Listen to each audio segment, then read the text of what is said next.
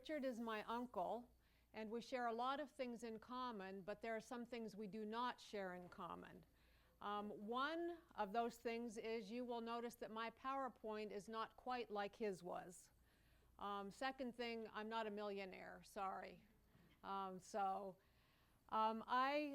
am very appreciative to Stephanie for inviting me to come and speak with you. I'm very passionate about healthcare, and I understand that this is a business class, but some of you sounds like have spoken with Adventist Health Systems and maybe have an interest at some point in being involved in healthcare.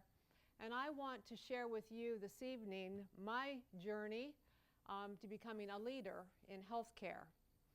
I was 15 years old. I was a 9th grader at Kingsway College in Oshawa, Ontario. And it was 10 minutes to 2 on, I see some giggles. Do we have anybody else from Oshawa? Some other Kingswayites here. Good deal. Okay. It was 10 minutes to 2 on a Friday afternoon, and I was sitting in math class. 9th grader, had been at school for about 6 weeks. And the chaplain of the school came to the door and motioned to the teacher, Dr. Novakowski, to step out into the hall. The teacher stepped out into the hall, came back in and asked me to step out into the hallway. There, the school chaplain told me that my father, my mother, and my sister had been killed in a fiery car crash 2 days before. A little bit of a shock to a 9th grader. The only 2 things that survived that fiery car crash were my father's Bible and a toolkit. This is not the one, but a toolkit. Those are the 2 things that survived that fiery car crash. And I want you to keep those 2 things in mind as we talk this evening about leadership in healthcare.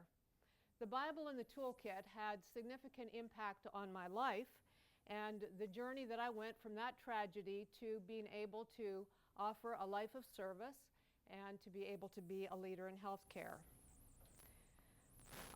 About 3 years later, following that accident, it was time to make a decision about college. And 3 of my friends from Kingsway were brave and wanted to come to these United States to take nursing.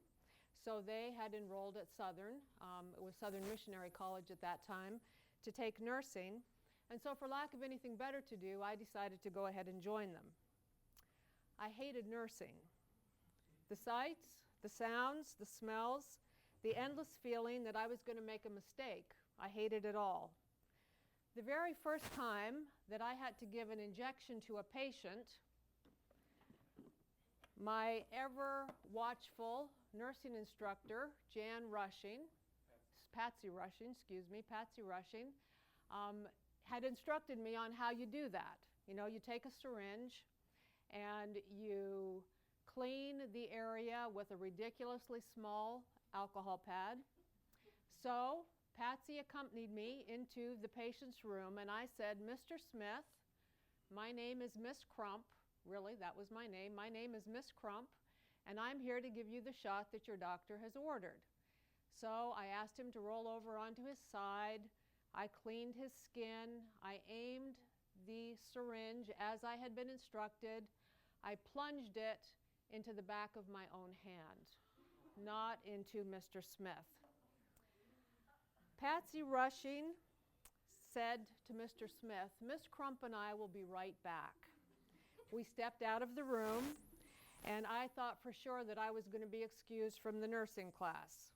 But when we got into the hall, she collapsed into laughter, and actually that laughter helped me with my embarrassment.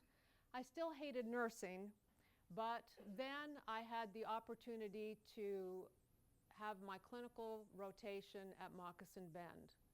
And suddenly I found what I loved. I loved psychiatric nursing. I loved to understand how people work, or in the case of Moccasin Bend, perhaps how they don't work. Human behavior, I learned, was as predictable as the effect of aspirin on a fever. You give aspirin, the fever comes down. Human behavior is pretty much the same. Every action produces a reaction, and as I specialized in psychiatric nursing, I began to understand how people function and how they respond to different things, and I realized that there's great potential in every human being. I loved my work. So after working for several years as a psychiatric nurse, I was asked to develop a psychiatric day program, and then I transitioned into administrative areas within psychiatric nursing.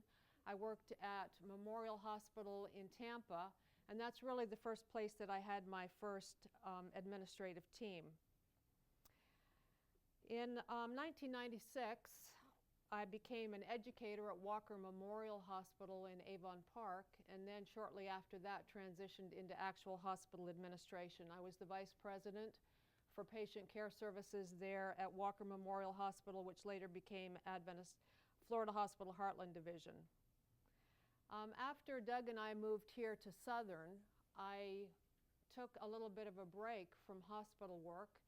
Well, maybe not really. I cared for my husband's parents in our home, Jamil and Lois Jacobs. My husband's father had end-stage Parkinson's disease, and he required full-time care at that point, total physical care.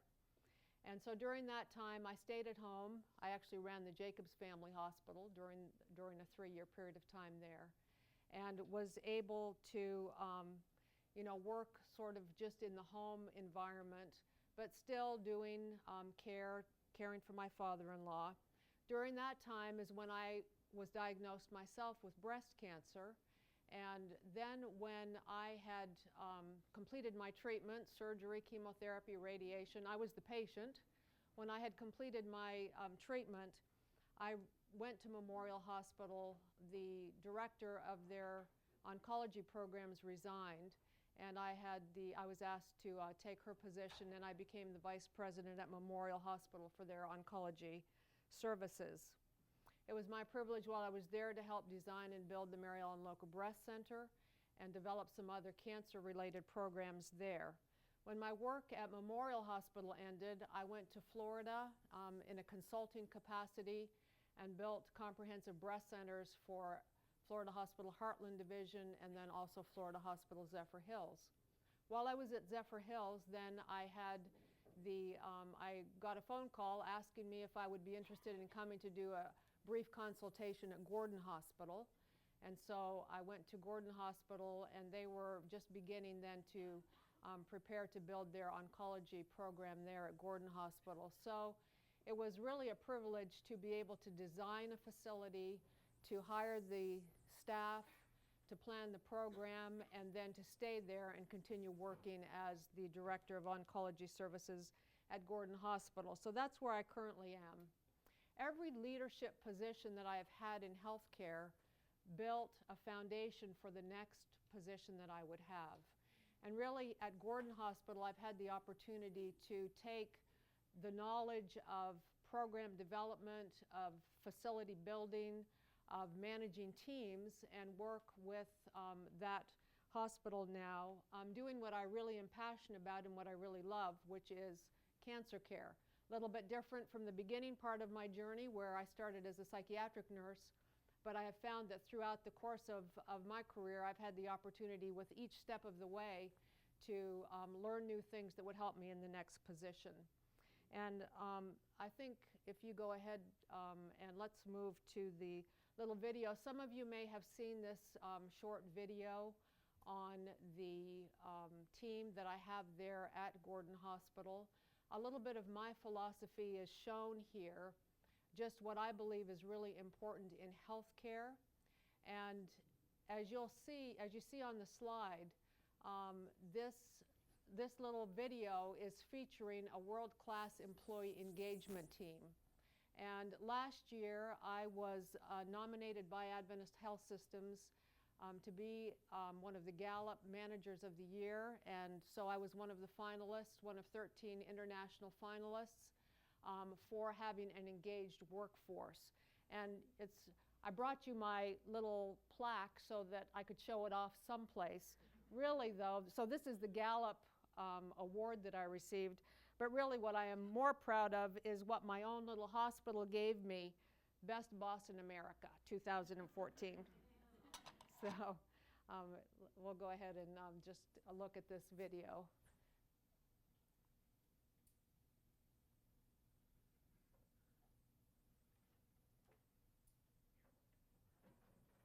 think we'll look at the video.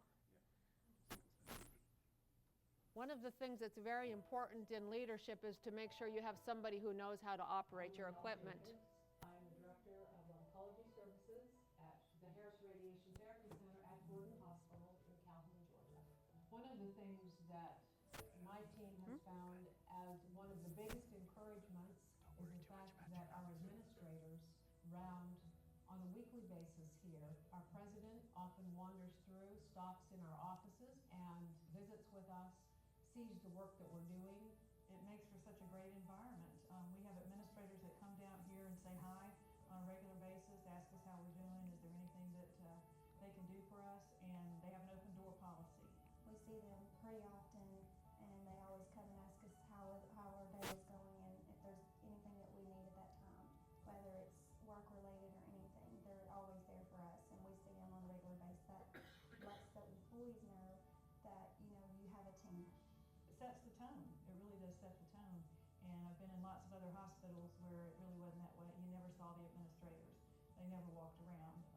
You really didn't even know who they were. Knowing our administrator is there for us to go to makes me feel like I am needed here at Gordon Hospital, and that my work that I do is very positive, and makes me want to do my job even better and even more. I feel like the most important thing is the spiritual connection that I have with God, and then the ability that I have through that to be able to share that with my team and with the patients that we serve here. So the spiritual connection is just the most important thing, number one thing. It's important because